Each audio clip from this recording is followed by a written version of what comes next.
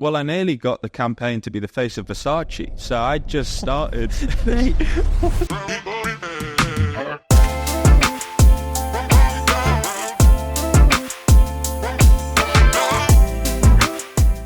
We were sponsoring the Newcastle Eagles basketball team while I was still in the sixth form. I remember my mum and dad, especially my dad, looking and what is he doing? Taking pictures of his dinner. 10 years later, he's sending me pictures of what he's eating when he's out and about. I know what you're going to cook, boy. I'm thinking, oh God, like it's his pretty much. Yeah. Based on his. He sees the coconut, the mustard seeds, the curry leaves, the sea bass. Always learning from him, like bring people the ideas that you want to do. Don't rely on anyone to come to you. Yeah. Go to them. This is a concept. This is what I think we could do. I learned this from David, really, of like, don't just turn up and be there for the day. Get in there, learn. Chris, how you doing, mate? I'm good. How are you? I'm good, mate. It's good to have you here. I've known you for so long. It feels like it's good to have you on the podcast. How's the start of summer for you? Start of summer's great. Sun's shining. Work's been great. Yeah. Having some fun. Good, man. Well, look, I want to talk about a lot today because we've obviously worked together a little bit over the years, but obviously you've had a lot of success in so many different things and like everything from Yes Chef back in the day to now what you're doing with some incredible brands. But before we go into all of that, life for you as a kid, what did that look like? Do you know what? I look back, I think it was pretty perfect in that I grew up in a market town called Hexham in Northumberland, small place, and it's one of them things you don't know what you've got till it's gone. I thought everyone had a back garden and there was just fields to play in, and like we lived in a fairly safe place, and I had some great friends around me on the estate I grew up on, and you know, it was really good, but it was just always being outdoors. Did a lot of cooking at home. Always loved to do that. And yeah, it was pretty good. Played a lot of sport. Good friends that I still keep in touch with now. It was a great place to grow up at. Was it pretty like peaceful and tranquil? Up in the north? It is, but you don't know it until I now revisit and go, oh my God, this is amazing up here. But it was just life as I knew it, but I had nothing to compare it to. I'd never been traveling. We'd done some holidays, which I'm really grateful for, but it's not like we were out like trailing around Morocco, picking up spices and stuff. So I didn't really have many references to compare it to. Yeah. And for you, were you obviously, you know, you are now a chef and you're doing so much in the food space and also in businesses as well that relate to food. But were you one of these kids which was cooking at the age of 2, or like what was that for you? Some of my earliest memories are standing in the kitchen. I think it's pictures my mum will have, like on a dining room chair. My mum would just buy mushrooms and give me a blunt knife just to stand and cut, even if they weren't going in the food. Yeah. And I think as soon as I was tall enough, I was always just intrigued with food. And I think it was from just watching on TV, Rick Stein, Ainsley Harriott, James Norrie said he'd cook, all of that. And I always just wanted to get in the kitchen. It just felt like a natural progression. And food, I think, as well, the obsession came from my granddad. Right. He had this tiny little house in Sunderland, a tiny little kitchen in this house. No ventilation, it was like a steam room, but I'd go in there, he'd always have like Matt Monro on the radio, Frank Sinatra, he'd be singing, like just making food for us. And I guess, how do I describe it? My granddad made the process of creating food fun, not just the eating. Yes. And I'd be in there with him. Then I'd see how much joy he got out of feeding all of us as a family. And I think that really rubbed off on me. I'd be up making fry-ups with him at the weekend, fried bread, bacon, black pudding, all of that. So what is it about food though for you? I mean, particularly when you're younger, did you always see it as a career path, or is it more like a creative thing for you when you were super young? Because I love cooking, like as we've spoken about so many times. Yeah. For me, it was always like when I was younger, a little bit of like a creative release or something where like you can distract yourself or whatever, whereas obviously for you being more of a professional, was it the same? Well, it never was something I wanted to work in professionally. My only reference used to be, because I grew up, you know, in a small place. We had a pizza shop, an Indian takeaway and a Chinese takeaway. That was like the eclectic mix of food we had, which is amazing because that's evolved so much now in the Northeast.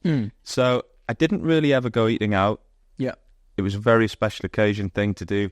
So for me, I always said, I can remember being incredibly young going, I'd love to work in food, but I want to do what they're doing on the TV. Not for the TV bit, but to actually teach people about it. Because all I used to do is talk to my friends and family about food.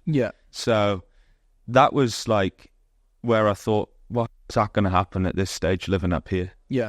Because also when you were younger, you were relatively entrepreneurial with a few little businesses and stuff like that. That just coming from, again, but boredom's the wrong word. Just because you were looking for something to do. I don't think it was looking for something to do. I just always had this thing in me, like I want to earn money and I want to have a business. And I'm such a self-starter. I'm incredibly self-motivated. And me and my best friend, Johnny Garrett, you should get him on the podcast, started a watch brand. Did he? It's amazing, actually. Yeah. And how old are you at this point when you're kids? we're 12. Nice. And then, we grew up in a nice, estate, detached houses, semi-detached houses. People would have a car on the drive. Yeah. And we just one day were made these little business cards and posted them through people's doors. And we obviously knock at the doors and we're like, we'll wash your car, give us a ring. And we just got mobile phones and our phones started going. And we built up a car washing round every Saturday. We were making about £100 each at 12 years old. It's a lot more. I used to have stacks of cash. And then the Chinese restaurant that I later went to work in Hexham, they did a £5 Golden Dragon Hexham. If anyone's been, it's amazing. They did a £5 lunch deal. Right. And we used to wash all these cars. I mean, we took massive pride in it. We'd go with his dad to Costco to buy 5 litre Simonized. Is it called Simonized? Yeah, they're car wash stuff. The car wash stuff, turtle waxed a lot. Yeah. And then we'd go down and have a business lunch at the Chinese counting our money. And it was just a fantastic feeling. Yeah. And then I remember I saved all of that money. And when I got I had another little business venture going at school. I was selling sandwiches. Nice. But my dad actually used to always make me 2 sandwiches and he used to sell the second one. Nice. And I learned a lot about supply and demand because we lived in a small town. There was a sandwich shop a mile away. And if it was pissing down with rain, well, the prices could go up. No one wanted to walk the sandwich shop. So I'd have people bidding £1.50, £2. Chicken tikka with sweet chili sauce used to go down well. All the money I saved from car washing, I bought my first car and paid off the insurance with it. Did you? Yeah. And and I think the sense of satisfaction of being able to buy my own things. I don't come from a really wealthy family or anything like that, and just always having enough to do what I want, and also treat my friends and stuff is a nice feeling. Where does that self-starter thing come from then for you? 'Cause I think everyone's always most sort of people that particularly sit on podcasts will talk about I had a business at 12 and all that. It's a common thing, but I always do think, where does it come from? Is it because I guess where you are in up in the north, thinking what the opportunities are later in life, etc. But where do you think that self-starter actually comes from? It's really interesting you ask. My parents weren't entrepreneurs. My mum was a nurse in the NHS for 40 years. Wow. My dad was in the military, he then was in sales. So I think my dad's work ethic really rubbed off on me, probably from what he was instilled in him in the military. Sure. Being in the army, his relentless attitude to working hard, but also devoting a lot of time to us at the weekends, and him being able to, I need to learn more about the work-life balance he created for himself. But it's an interesting one. And just spending time, I think, with my friend Johnny at a young age. I remember we used to watch The Apprentice Series 1. I'm like, this is amazing. Yeah. And I think we were just bouncing off each other at that age and was we want to do our own thing. And, it was, I don't know, I just feel like it was always inside of me to do that. Aside from Johnny, were there other people around you that were kind of feeding that ambition? No, not at all. Just the two of us sort of on the same wavelength, I guess. And I remember being at school and I only stayed on at the sixth form to see my mates and have a good time. I knew I wasn't going to go to uni. I wasn't the most academic, probably could have tried a little harder, but I always just knew that I'm going to be working for myself. Yeah. I just knew that was what I wanted to do. Yeah. Fair enough. And as you started to grow up, obviously you were at sixth form, you didn't go to university or anything like that, but you ended up modelling for a bit. Yeah, how did that happen? So I was at another business we haven't spoken about. So I got a nightlife business at 17. We say that 18. Had a nightlife business in we now all know it's 17. Yeah. That's so right, here we go. The Chinese restaurant that I used to go for my business lunches in. Is that the one you then worked in it? Yeah, so I was 16, knocked on the door, part-time job, still really good friends with the family. Just amazing. Whilst I was doing all the other stuff, it was good fun. And me and the guy who owned it, because he used to have a huge restaurant in Newcastle, Chinatown and Style Street, and he had great contacts and stuff, and we said, we want to start a business. And I created something called Edge Card. Anyone of a millennial might know it. If you went to uni in Newcastle, I probably had your money off you. If you're on a stag do there, I probably sold you one of these things. But we basically got about 200 businesses, bars, restaurants, casinos, to give us an offer. At the start, I remember ringing up being like, all these other places are on board. No one was. We need a deal. At the casino, you'd get a free drink every single day for a year with this card that cost £5. All of the bars and restaurants, free entry, queue jump, free shot with every drink. And we just... So you founded this? Yeah. And we had a pitch in the Gate complex. We were selling these cards that we had printed, and we had like advertising on Galaxy Radio, which turned to Capital. We were sponsoring the Newcastle Eagles basketball team. Wait, what? While I was still in the sixth form. Wait, I didn't even know any of this. Yeah, it's kind of, I don't share it a lot. And God, we were making like nice money. And this is just, I think 2007, 8, and then the recession came. Yeah. And then what happened was Newcastle used to be busy every single night of the week. And then it went down to say... Like town centres and stuff. Yeah. All the students and just locals like a drink up there. And then when the recession, it was a massive difference. And then we basically made this decision. I think I was 19 at the time, so I'd left school. Yeah. I was doing this. And then we were like, had to re-sign our pitch place for a year. So, we've had a great run at this, but I think, to run its course, let's think about doing something else.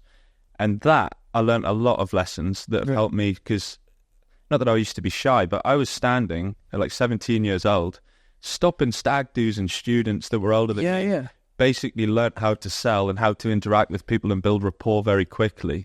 And by the end of it, it was relatively easy but a great deal, £5 for a year's worth of this. And it was great modelling. So I finished that. Right. So how long did you do that for? A couple of years, basically? I think like three years. So while everyone else is going to university, you're actually trying to build a business around them? Yeah, that was right. So a lot of my friends that went to Newcastle Uni had see them out doing this thing. But I had it's like another lifetime ago. And then I remember taking a job in sales, just sort of working out what am I going to do with myself. Yeah. Food at this point was still a massive passion point, like cooking most nights. In love with food as a hobby and as an interest and obsession. And I had this job in sales, and I remember they told me it was uncapped commission. And 1 month... What were you selling? I was selling payment solutions for Sage. Nice. Yeah. All appropriate, fair. And then I should have made like 35 grand 1 month, because it was a product that was relatively hard to sell that I found very easy. Then they were like, we can't pay out. So I thought this was uncapped. And maybe me at the time, like, well, forget it, then I'm done. So so you did a really good job 1 month, and they couldn't pay your commission because they said it was uncapped and it wasn't. Yeah. And I was like, well, okay, I'm out of here then. So I left, and then a few of my friends were modelling, and then it was literally just me trying to figure it out. It was only like 19, 20, and started to do this modelling work. It was really fun, travelling around, like having a great time, meeting some interesting people. And I used to do a load of work for Barber, the clothing brand, because they're up north. So I was in there a few days a week, shooting this stuff and whatever. And I used to bring food, and I used to talk about food. And I remember all the designers being like, Chris, come on, why aren't you working in the food game? Your food's amazing. Like, you're clearly more passionate about that than fashion. Yeah. Did you at this point think that you were going to be in modelling and fashion for a long time? Well, I nearly got the campaign to be the face of Versace. So I just started. So I got put on option to basically get the fragrance What's deal. option? Sorry, just those it. So basically, there was a runway show in Milan. Right. They were looking for a new boy, a new face. They traditionally go black hair, like, I don't know, Italian look. Yeah. If you can say that. And then for some reason, like, we want blonde hair, blue eyes, someone that's never been used before. Right. And I remember... Is this when brands try and find, like, they make a star? A bit like what David Gandy's done and that kind of thing, where they've kind of gone into a brand a bit unknown, and then that's... Yeah, I think it was just, they always wanted to use a new face. Yeah. And this was really before social was as big of a deal as it was. And I remember, like, they were like, Chris, you got the flights booked for this Milan Fashion Week. Like, you might well get this. And there was down to me and a few other people. And at the last hour, they changed their mind and went for the traditional dark hair. Right, Mediterranean kind of. Yeah, exactly. So that would have taken my life in one way. And I was like, that's crazy, isn't it? Yeah. One person's decision. It's like that butterfly effect, isn't it? And to go back, I was always talking about food. I was bringing it to shoots. I was doing this. I remember everyone used to be like, Chris, get on social media. Come on. Like, and I'm... Were you not really like, because I guess at this, when is this? Is this like 20? I was to be in early 20s, so nearly probably 10 years back. Fine. So like 2013, 2014 time. So at the time I was modelling, I was running competitively as well. That's a passion. That's another thing you do, But that was just like a, county level thing. Yeah. But what modelling allowed me to do is have more time to spend in the kitchen. Right. Because obviously you're not working 9 till 5. Yeah. you might have a few days work here, a few days at home, and I really started to just cook. And then everyone in this modelling game was sort of like, you should do more with this. I remember someone saying, you should call it the Babe of Flavour. And I created this little hashtag, and I got on Instagram, and I took a picture of some scones in my back garden. And at that point I thought, if I'm going to try and do something with this, let's just do it properly. Yeah. Then every day I was literally photographing my dinner at home that I'd made. I remember my mum and dad, especially my dad, looking and thinking, what is he doing? Taking pictures of his dinner. 10 years later, he's sending me pictures of what he's eating when he's out and about. And I was just winging it, thinking, I don't really know what I'm doing. But this is when Instagram was just an image. Yeah. And also quite food heavy back in the day. It was, like 2014, 2015. Like, it was kind of like a food app for like about 6 months. That summer where it was just food, right? And it was easy to gain new followers at the time and build a community because it wasn't saturated. Yeah. And also, I'm no videographer or editor, so to take a picture, you could put it with terrible lighting at the time, and people would go crazy for it. But I just started sharing these recipes, and then that was probably a year or two of doing that. Were you at that point? So you're modelling, you're obviously running as well, and you're doing that. Were you lost? Is probably the wrong word, but you're a little bit like undecisive of where you're actually going to go. I think it was always, that's a great point. But then when I started this food thing, I thought, well, I'm going to go in on this. Right. Food's my passion. I could have a chance with doing something here. Did you not have that feeling, though, that some people say, well, like, don't make your passion your job? Was that something in your mind? Oh, yeah. I always thought that. I was like, this is my creative outlet. It's my release. It's my escapism, which it still actually is. Yeah. Because I can separate when I'm doing it for pleasure and for work. And that was always the thing.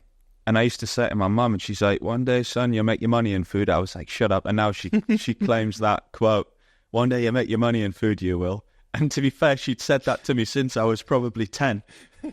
And I'm like, damn, you got it right.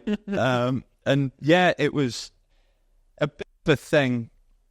But I remember having probably a couple of thousand followers. Yeah. I love me porridge me. And I tagged Quaker Oats, and they got in touch. And I was, God damn, they paid me £250 to do a couple of recipes. And I'm like, wow, you can earn money doing this. Yeah. And it's a brand that I love and I use. I hope they're watching. And that was my first ever thing. And then I probably had 2,500 followers. Yeah. And I remember distinctly going to the coffee shop in Hexham with a notepad. And I'm like, how am I going to make something of this food thing? What are the actionable steps? What can I do? I remember I wrote at the top, like, Babe of Flavour or Instagram. Yeah. I look in the DMs, this guy, Christopher Wake. Chris, I'm a researcher for BBC. There's a daytime show called Yes Chef. You'd be a great contestant. I'm looking for home cooks. And I went, are you serious? Like, call me. And sure enough, this guy rings me up, lovely bloke. I'm dead on serious. We're filming in Manchester.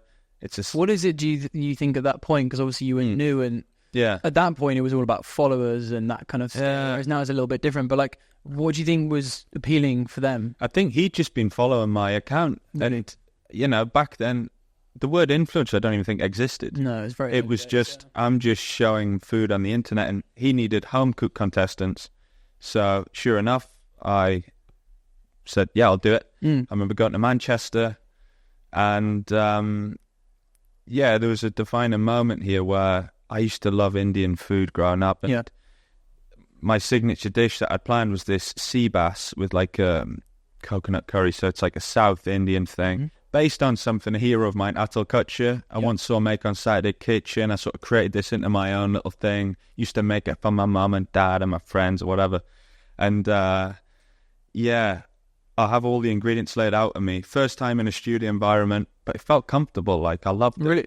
And Cherie Murphy was presenting. Do you think, sorry to interrupt you, but do you think like the modelling stuff that really easy? Honestly, yeah, you're right. I mean, because like with modelling, I've never modelled in my life, but I'm imagining that I've obviously worked with models apart from what we do, but there's always that, it's a lot more intense than if you're actually being yourself sometimes. Yeah. Because it's a lot more, serious, it can be filled, but more uncomfortable. Whereas for you, what experience did that help in that environment? It massively helped, because I'd walk in and just know where to look or what, and I'd always know where the camera was. Yeah. By no means was I some great model, but I spent time doing it, earning a living from it. Yeah. So that environment felt not uncomfortable to me. And I felt fairly comfortable in a kitchen around some other home cooks. Yeah. And then I've got all these ingredients laid out, and then like, today's guest judge is Untitled Chapter. I'm thinking, Dan, I've got his recipe. Did you genuinely know? Here, no, I didn't have a clue. But on the application form, it said, who's your favourite chef? And I'd written him as number one. And he walks up to the desk and he's like, I know what you're going to cook, boy. I'm thinking, oh, God, like it's his pretty much based on his. He sees the coconut, the mustard seeds, the curry leaves, the sea bass.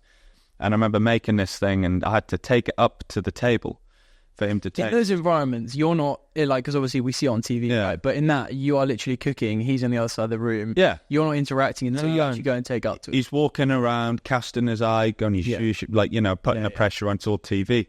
And I tucked this plate of food up to him and I put it down. And I'll never forget this. And it gave me goosebumps, even if I think about it. He took a bite.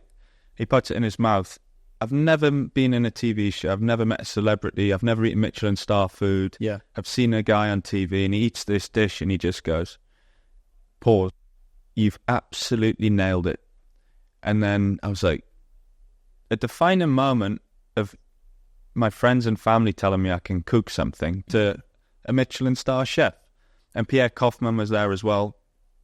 And he liked the food. Obviously, I'm never going to cook to those guys' levels, but it was this self-confidence boost. And then I went... that time period? So from when you'd started actually taking this seriously in some way, like a year? Yeah, maybe a year of starting that Instagram account. But then basically, off the back of the show, we won. And Atul said to me, we had an ice cream out the back of the studio, which was just surreal. Bought me an ice cream, I owe him an ice cream. And he was like, Chris, if you want a job in food, you know, like, you come work for me in Mayfair. And he threw me this opportunity, probably didn't know one way or the other. And I just said, well, when do you want me? And he was like, how about 2 weeks' time? And I went, do you know what? Let's go. Early 20s, never been to uni, never been traveling. And this moment, I was like, this isn't ever going to come back around again. Yeah. And if I don't like it, guess what? I can go home. So found a place to live, packed up my bags, and then basically... This is your first time moving out of home? Yeah. Never lived anywhere else. Yeah. Found this house share. Totally regret that place. Which is questionable. When you grow up, I had a comfortable home and I didn't... Yeah. Like I said at the start, I thought everyone had a garden. Joking. It was a shock to the senses. So 2 weeks later, I've moved to London and I'm working in this Michelin star restaurant in Berkeley Square. Mad difference from where you came from. So at that point, you obviously had the social side. Imagine being on Yes Chef. Yeah. A little bit of profile was starting to build as well. Yeah. You then have this opportunity to go and do it. Like that 2 week period, what were you thinking in that 2 week period with the modelling stuff, everything? You kind of got everything up in the air, but lots of opportunity around. Yeah. I basically sacked all that off. I thought I'm going all in on this. I said to the modelling agents, whatever, like, listen, if something comes up that's really great, you let me know. But I'm going to work in a restaurant now. Yeah. So I'm not available. Yeah. And sure enough, I could have been in London trying to do a bit of that, but I thought I'm going to go all in. And I'm very like that when I'm onto something. And I thought this is a golden opportunity. I'll embrace every single thing I learned from the guy, his team. But the shock on the senses, I was one of the only British people in this kitchen. Yeah. What was the food, sorry? Indian food. And it was just such a great experience to spend time with other cultures, learn about them. Obviously learn a lot about the restaurant food, but more like staff food, what they would cook after work, like that's from their family's recipes. I still make all that stuff at home now. And because imagine the food in the restaurant is slightly westernized in that sense. It's obviously very rich. The presentation's stunning, but it was just amazing. What an experience. Do you remember day one in that place? Yeah, I remember day one. What was it like? Nuts. Like, I'm walking in there just in awe, but I was like, hang on, let's go back. So in between the 2 weeks... So this is after you finish Yes Chef? He's invited me down to Mayfair. To see the place? To basically test me, am I serious about this? Yeah. And I've gone into the bar and I get a note from whoever, he's going to be an hour late. I said, God damn it. And I'm stood there like in this, never been in a restaurant like this before. And I'm drinking these, what was he calling? Bombay martinis or something. I was fairly drunk. And either way, he came out, took me in the kitchen. He's like, listen, we're serious. Like a couple of weeks, we had a really nice chat. He's the nicest guy I'll ever meet, by the way. And then I remember he said, have you eaten? I went, no. He went, let me fix you up. Obviously, don't do takeaway. But he made what I can only describe as this Michelin star kebab. And I went out into Berkeley Square. And funnily enough, I was in Berkeley Square the other day and I was sitting on the same bench and I bit into this thing, fairly drunk, and all the sauce went down my top, and I was like, what a moment. What's about to happen here? Who knows? Yeah. And then I came down and started to work. And where did you start for day one? So the restaurant was obviously Michelin star. Yeah. Was it just 1 star or? 1 star. 1 star. Yeah. And what was your kind of position? Where did you start out in it? I think he gave me a really unique experience to work all around the kitchen in a fairly short space of time. And I spent a lot of time with him. Yeah. And he's become a great friend and mentor. And I guess they just had me doing all the prep, to get going. And then I probably spent a fair bit of time working on fish, just cooking fish and scallops, which I love to do, garnish, sauces, whatever. And it was learning new techniques, new ingredients as well. But just, I think, a lot of the tips you can learn in a short space of time there, you bring into the home kitchen, organization, timing, and all the rest of it have, elevated everything I did. But it was an assault on the senses. Yeah, for sure. Amazing.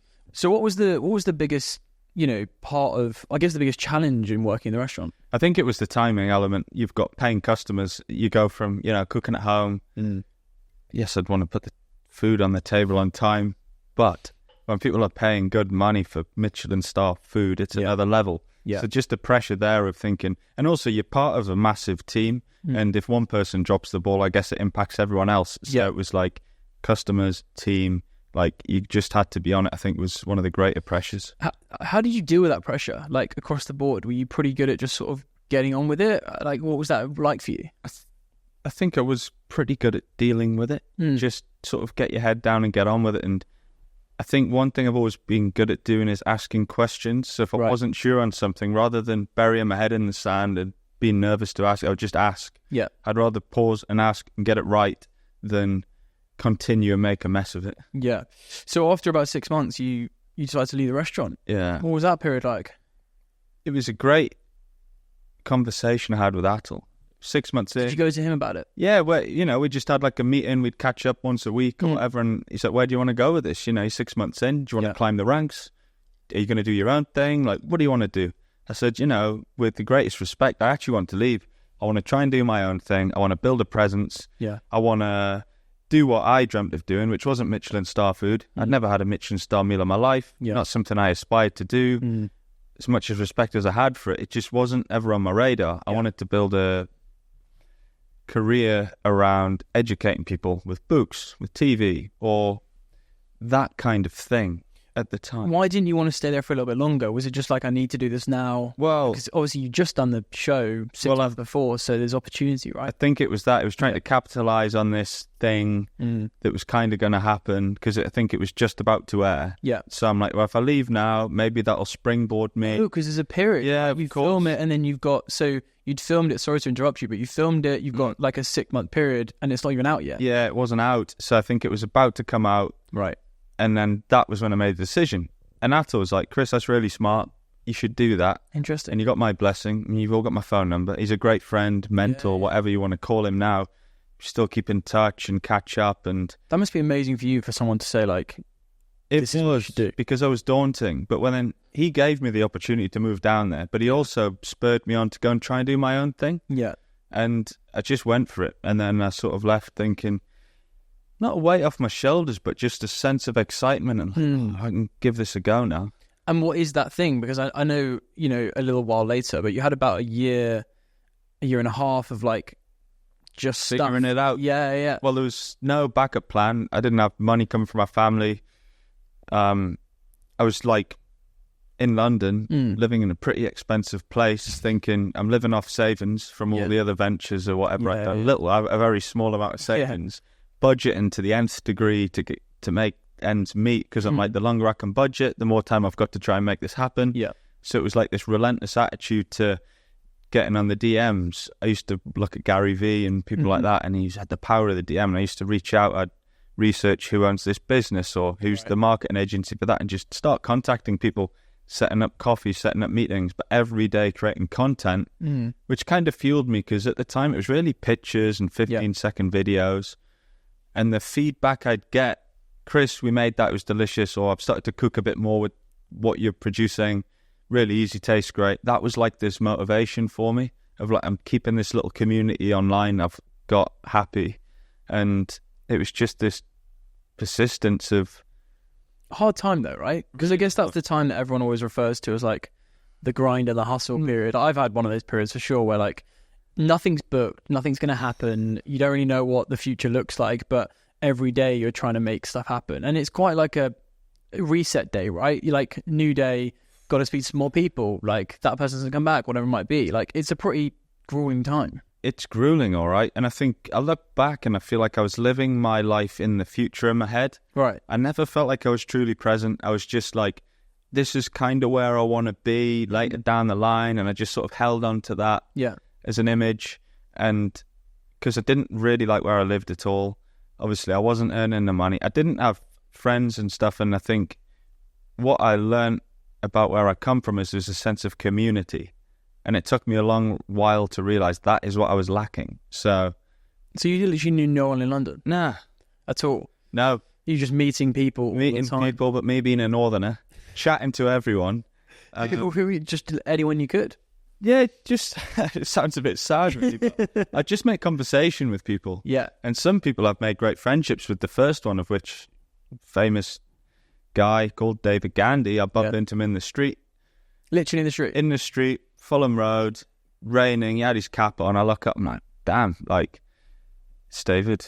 And then he had a bit of a chat, and he's like, what are you doing down London, Northern boy and all this? And we just got talking, and he said, I'll follow you on Instagram. I thought, he's trying to throw me off. He just wants to go home, and he did. And I messaged him, was like, I'd love to meet up.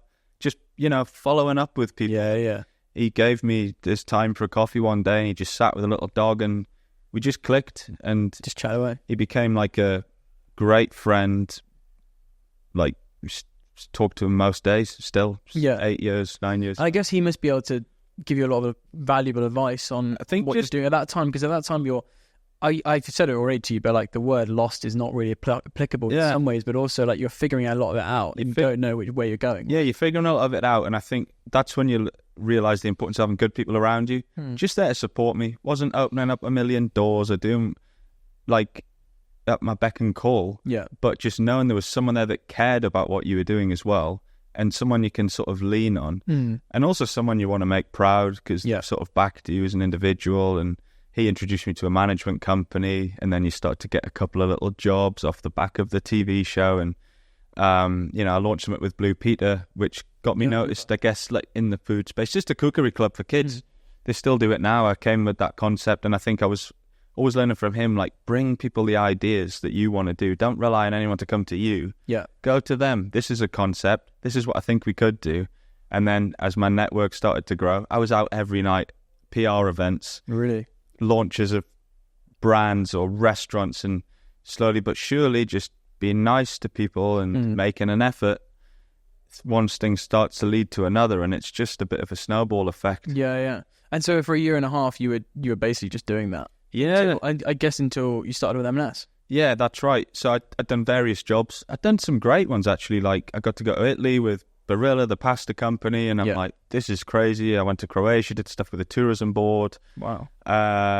Which I thought was just amazing at the time, and it still is. Yeah. I was getting paid to do some great stuff in the food space, but still every day sharing my recipes online. And that was like the cornerstone of it all. Every day I had to do that. I remember the first day in like a year when I hadn't posted, I was like, oh my God. And I realized the world didn't end and it was actually fine.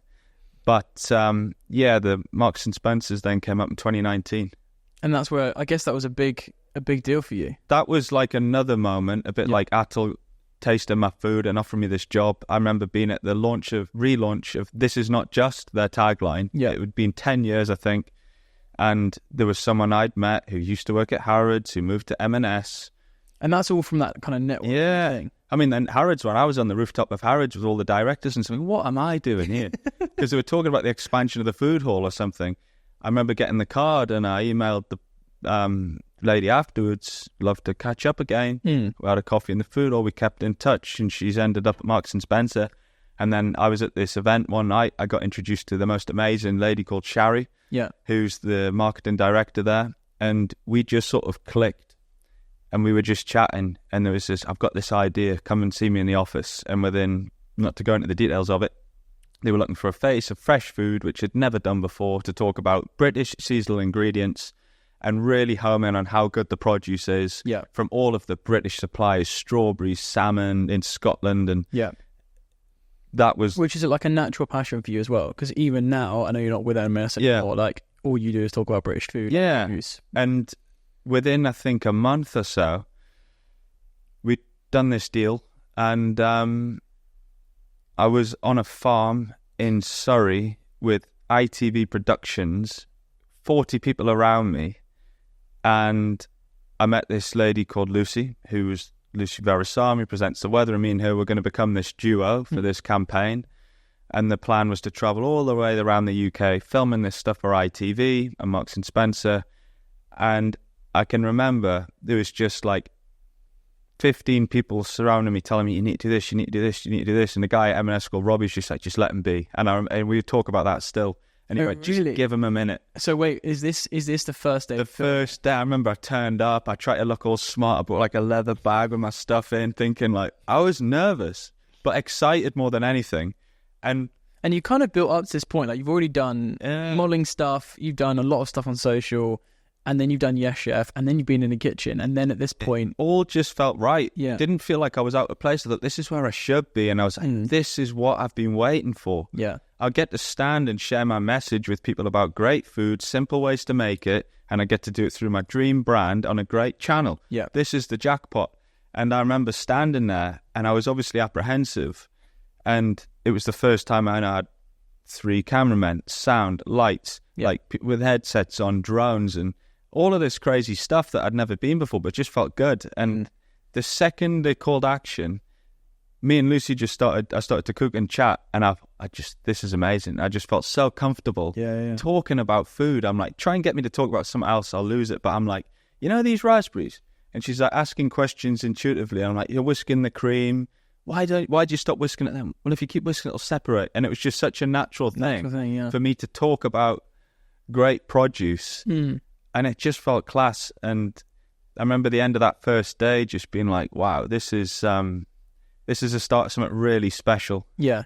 And I loved every minute of that. And because you worked with them for a lot, you were working with M&S for a long time, but you were also working like, so what was the kind of relationship there? You were obviously doing a lot of stuff in front of camera in that campaign with Lucy. Yeah. But also you're also involved behind the scenes a lot and trying to make things happen. Big time. So I learned this from David really of like, don't just turn up and be there for the day. Get in there, learn, ask questions. As talent. Yeah, that's it. I think so many people turn up, I've got this job. Like for me, it was like, what a great opportunity. And I would have paid to go and do things like that. I was learning so much, and I'd be like, I want to get in the office. I want to meet with the development chefs, and just even stuff like building great relationships with, I remember like Nick and Marco, the camera and the sound, asking questions as we're going, like, why are you putting that there? And the amount I would learn of just like, so now I'll be honest, it was like, well, I need to move my hand around because the light's going to shine on that side of the onion, and just being one step ahead. And I used to just be like, what can I learn everywhere I went? Yeah. And I used to spend time in the offices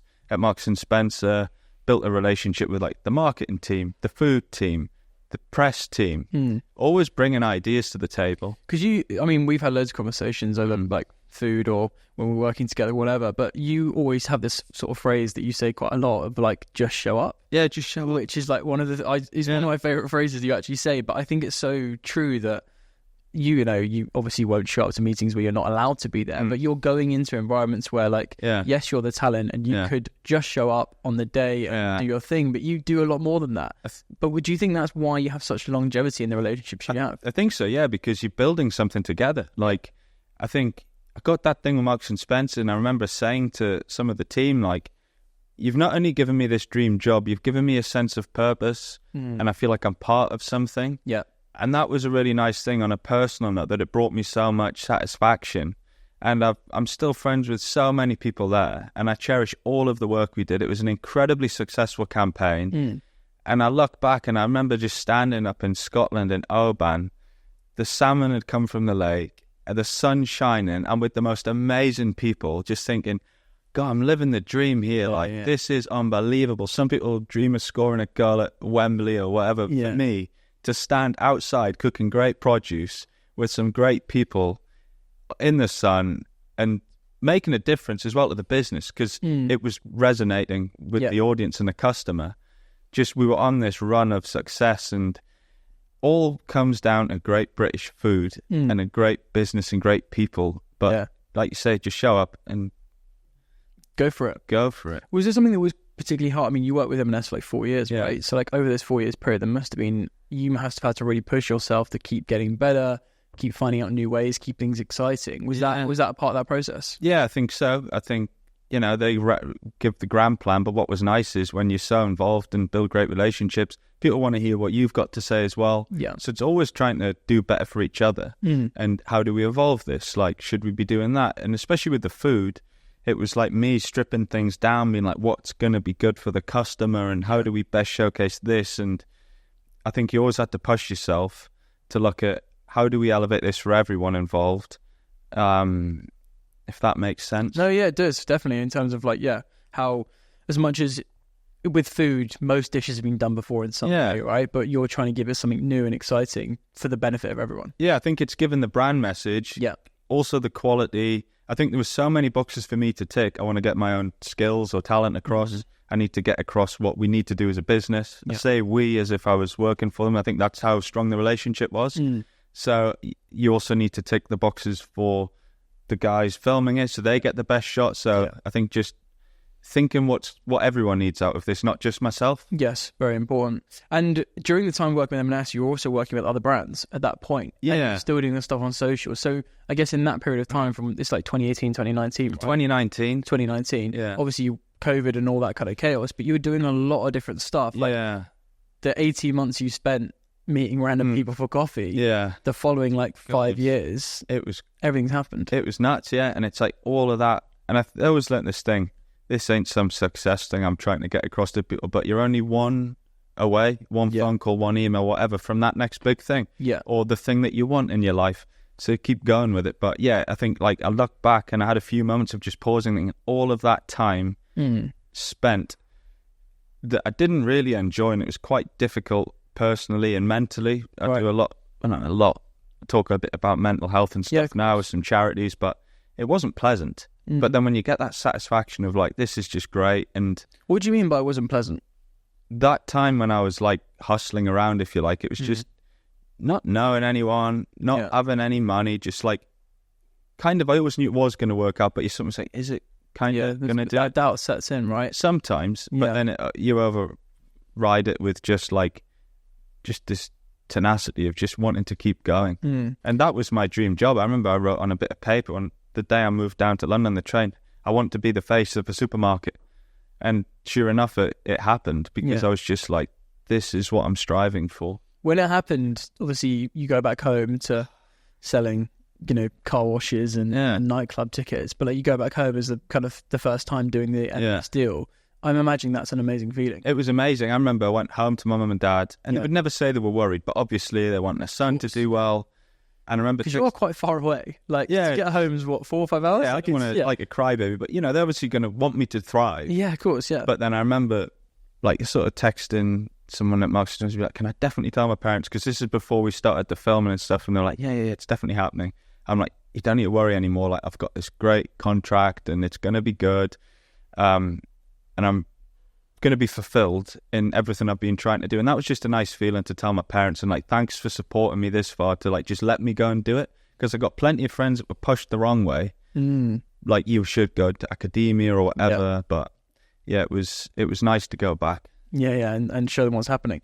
So obviously, like I said, you were working with other brands and doing other things, and I guess at this point, did you sort of from 2019 onwards, in terms of your identity as a chef, were you also really trying to work that out from how you're working with brands? Because you obviously do a lot of branded work and develop brands out, like with Aston Martin, Espresso, like all these amazing brands in that kind of premium and luxury sector. Like, how are you trying to figure out your identity as a chef? That's quite a big thing, right, for chefs? I think for me, it's very much, I'm not a 15-year trained restaurant chef. I haven't been to culinary school, predominantly self-taught, spent some time in a restaurant. And it's just owning the fact that isn't, I'm never trying to be in that level. But what I really want to do is cook with nice ingredients, cook them properly, and just show people really tasty food. It doesn't have to be complicated, and not try and like do something I'm not capable of doing, because leave that to someone that wants to go down that thing. I think it's being confident in the avenue you're in and delivering on it. So that's where the book led to Easy that I did. And I think it took a bit of time to figure out how's that going to look, and making it accessible for people, making it fun and building people's confidence is really what got me going. Let's talk about the book. Obviously I have one, so I know the book very well. But everyone seems to have a book at the moment, respectfully. But I think there is a misconception of how hard it is to actually get a book deal and how hard it is to even get a book out, even if you're self-publishing or whatever. Like, tell me about the book process. Like, how long does it take to get a project like that off the ground? Yeah, a long time. So I think it was 18 months between getting the deal and it coming out on the shelves. Right. And it's a case of me being offered many deals leading up to the one I got. Maybe smaller publishers. People always wanted me to go down this trend or fad route, like, Chris, but that's great, but can we do it with vegan stuff? Or can we do it in 3 minutes? Can we do it with this? And I'm like, but that's not really my thing. Yeah. And I wanted to wait so I could do you only get to do your first book once. And I wanted to be so proud of it. And I persisted. Then I got this deal with Penguin and Ebury that I was really grateful for. And I had the dream team people. So I think it was, again, like being prepared to turn opportunities down to wait for the right one. Because did you always want to do a book? Always wanted to do a book. And I always said, grew up in Hexham, when a book comes out, me and my dad used to walk to the bookshop as a kid. He said, one day I'll have a book in here. And he just went, yeah, I believe you. And I said, I'll come back up and I'll buy it with you and I'll sign it, like, for a laugh, and we'll have a cup of coffee. And I got to do that with my dad. Really? And I was like, that was one of the best things I've ever done, that. Yeah. And actually getting a book project off the ground, in terms of, because it's a pitch process, right? Yeah, you're working with the publishers and everything like that. Yeah. And you had the idea behind Easy because that's kind of what, not what you were known for, but you try and do things in a simplified way and not make it too fancy. Yeah, it's simple as that. Just put this proposal together, back and forward with the publishers a bit, and then, you get this deal away, and then the work begins. You think, God damn, I've signed a book deal. This is amazing. Then how much work goes into those? Well, they're like, right, we want about 300 recipe ideas. 300? Because there's going to be 100 recipes in the book. So I started to write all these recipe ideas, and it was a great process of thinking about everything I wanted to put in there, new stuff I'd had forever, whatever the reason was. But it's such a big process writing a book, quite especially exciting, I put it as. Yeah. And having the deadlines helped me because I like a bit of pressure. But it was exciting more than anything. It was like, God, this is an amazing thing. I'm going to get to release a book. It's going to be on the shelf in Waterstones. So it was just a long process, but really fun. Yeah. What's your favourite part about making the book? Making the book, as simple as that, because I remember when it came out and I went to Piccadilly, Waterstones to sign it and all of that. And I remember walking out thinking, God, is that it? And it was like amazing because I dreamt of that. But then I look back and go, the fun bit was actually writing the recipes, meeting with the team, picking a photographer, doing the shoot. Yeah. And you're sort of so caught up in how amazing this is going to be when it's So you were doing all the work behind the scenes of actually bring that book together as well? Yeah, so I did obviously done all the recipes, but then all of the fun bit, you said, what's the best part about making the book? And it was literally making the book, which I didn't realise right then. But looking back, once it was out, I'm like, right, what's next? And I've been guilty of that feeling a few times, but really, it was just the whole process, start to finish, a great one. Obviously, I know a lot of this stuff because we know each other so well, but I find it so interesting how you're always involved in the front and the back. Yeah. In a sense, like everything you've done that I know about, it's always been, whether it be the M&S stuff, the book, like whatever, working with branded stuff, you're involved in the creative meetings, you're involved in the concepting, you're involved in the ideation, you're involved in like how it's going to get executed. Yeah. Why is that? Is it just because you want to be a part of that process, or is it? I feel like you've got this appetite to always want to learn. I think I always want to learn. I love being part of a team. Yeah, and I don't know. I just find it way more satisfying because a lot of people aren't like that. That's why I think it's really interesting. Is like, and I'm not trying to inflate your ego, but for me, it's like it's so easy for you not to do those things. Like there are so many books out where it's your face on the front cover. You've done the recipes, and that's kind of it. Yeah. But what's for you, like I generally know that you want to do more of that, but I always wonder why. Because you're like, you don't make it life easier for yourself, but probably not. Do you know what I mean? Yeah, I could probably make it easier in some sense of the word, but I enjoy being part of something. I enjoy the team that you build and being part of a vision that we're building together, and also building longevity. Because I think it's all about relationships as well, isn't it? It's nice to make new relationships, but I think I never really want it to be a transactional thing of like, turn up, do the shoot, isolate yourself from everyone else, go home, or there's your book deal, send the recipes. It's like, I think in life it's all about relationships. Maybe that's the northerner in me, but just building connection with people, working towards a common goal. I love it. And the more you learn, the more you can add value to everything that you go into. Yeah, it makes a lot of sense.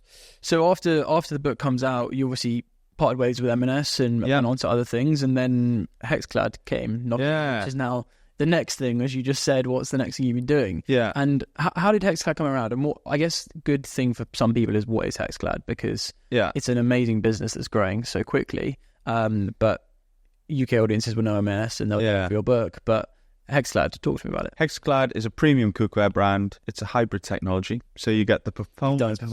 You get the performance of stainless steel and the convenience of non-stick, durability of cast iron with a lifetime warranty. It's a fantastic product, and that came around because I saw this advertised online.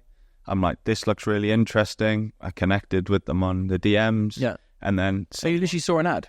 Yeah, I saw some ads popping up. And I thought, this looks amazing, actually. Like, what a great product. And I got chatting to them on social media.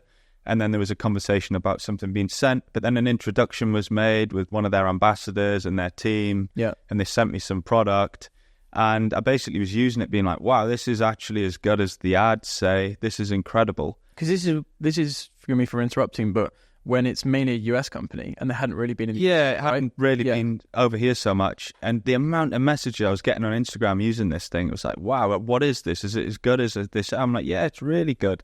Then we just had like this conversation, and I met the owner, Danny, in London, and we hit it off. Like, great guy, like an absolute gent, become a good friend. And we just like, sort of, let's give this a go. And I became an ambassador for the brand over 2 years ago now. And it's going really well. The business is phenomenal. Yeah. The people in it are probably just as impressive, if not more. I've built a great relationship with everyone there, and I love being part of this team. Yeah. But fundamentally, it all comes back down to I'm working with a great product. And I guess as an ambassador role, you're used on social media and in the ads, and I love all of that. But then for me, it's like the product I found to be so good. I've got such a strong network in the UK. Yeah. Who else can I get it to? What else can I do to help? And I'm just, all comes back to this is an amazing product that I think the UK market needs because it's the game changer to have at home. So all of these years of me working my way around, I've got a great network, and it's nice for me to incorporate into projects that I'm doing. For instance, last year, Monaco, cooking for Aston Martin. I remember that, yeah. Launch of a DB12. Let's get all the product over there and get it on the menu. Just BBC Good Food Show. How do we get the brand involved there? And it became the headline partner this year, which was fantastic. So it's nice to sort of join the dots, if you like, of all the years of like projects that I've done or I'm going to be doing. And like I say, because the product's so good, it's a great thing to bring in wherever you're going. Yeah, and I mean, that business is like exploding, right? Yeah. Like internationally. Being a part of that in different ways, what's that like? Yeah, to see that happen. It's insane. And even the few years I've been there, it's growing and growing and growing. Yeah. And by no means, like, I'm just an ambassador. Yeah. And it's just nice to be part of something that's thriving because of the great people that started this business, the great people I work with in it. Again, relationships. Yeah. It's great to be part of a thriving team and a thriving business with a great product. And I really enjoy it as well. Like, that's why I'd want to go above and beyond, I guess, what a role might be on a piece of paper, because I enjoy it.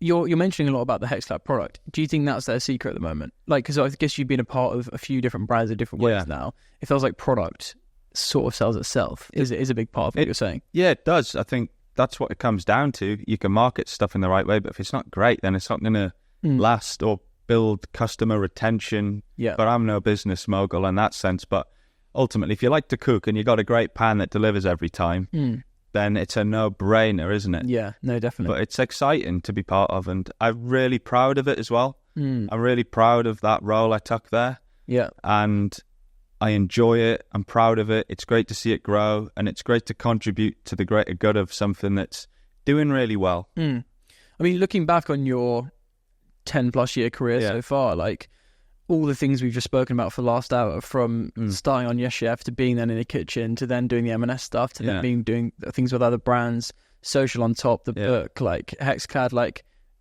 what's been the biggest driver for you in making all that happen? That's a fantastic question.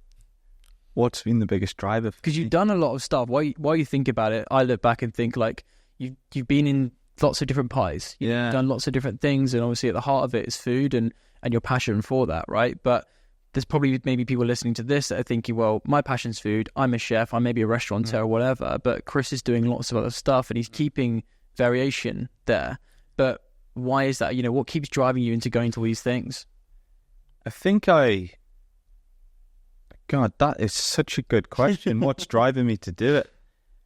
I love my work. Yeah. And I thrive on it. And I want to be doing more of it.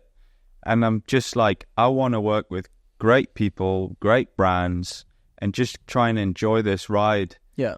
And I think, what drives me to go forward is just, I want to do myself proud. Yeah. Because I think I've got a lot to give. And I really just want to do myself proud, do my family proud. And anyone I work with, I always feel like I want to do my best for them as well. Yeah. But I've never thought about that. That's a really interesting question. Fair enough. And my next one, which hopefully is easier to digest in some ways, is like, what do you think it takes to be working in the world of food? Yeah. Like whether it's the restaurant world which you've worked in, whether it's working with the brands you're working with, there's a lot of social content with chefs and home cooks, and I follow so many of them, you included. But what do you think it takes to really operate in the food space? I think you've got to be passionate about it, whether you're doing home cooking, Michelin star food, content creation, consultancy. I think you've got to be passionate. And going back to what drives me, probably a passion for this industry of food, which is now so multifaceted because of social and all the rest of it. I just think, you've got to be passionate. Yeah. And for you, what's the future? Where do you want to go to in the next couple of years? I know you've got some stuff what you're working on at the moment, some stuff coming out, but what does the future look like for you? It's a great question. I do want to do some more TV because I really enjoy it. You've just done a TV show. Can we talk about that one? We've done some. It's out on BBC next year with Robson Green, travelling around the Northeast. Again, a bit comes back to what I was doing at M&S, seasonal British produce, outdoors cooking. Yeah. Hoping to do a potential other project with a lot of that next year, which isn't sort of a done thing yet, but that'd be nice. I got another book in me. Definitely want to do that. Continue with Hexclad because I really enjoy that. Yeah. And it's great to be part of.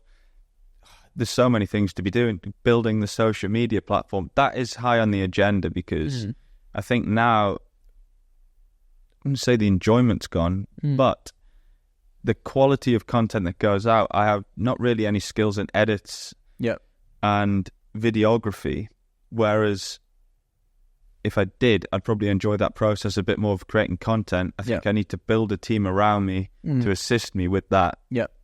It's probably high on the agenda. And more with Aston Martin, more cooking for them. But again, it's about, for me, building, I don't want to work with many brands, but I want to work with selective ones that I'm passionate about and continue those relationships and maybe one day have my own business. For sure. Well, look, you started off washing cars and now you're doing a lot more, mate. So congrats. You know, I'm a big fan of what you do. And thanks for coming on and telling more about the journey you've gone on, because I think it's super interesting, because it's not just you've spent 10 years in a kitchen, you've done a lot in 10 years. So congrats. I know I've told you that before, but thanks so much for coming on, man. And I'm sure we'll be catching up in the future about all the things you get up to. 100%. Thanks for having me on. Really enjoyed that. Pleasure, mate. See you soon. See you. Cheers.